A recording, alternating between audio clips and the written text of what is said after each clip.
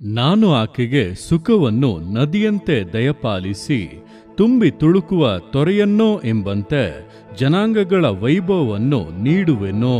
ಏಷಾಯ 66:12.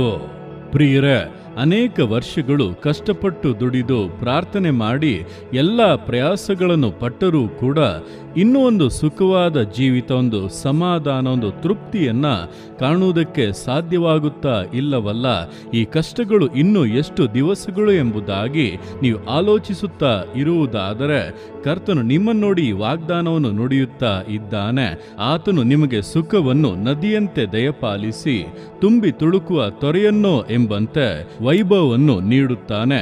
ಎಲ್ಲ ಕೊರತೆಗಳು ನೀಗಿ ವಿಶೇಷವಾದ ಆಶೀರ್ವಾದಗಳನ್ನು ನಿಶ್ಚಯವಾಗಿ ಅನುಭವಿಸುತ್ತೀರಾ.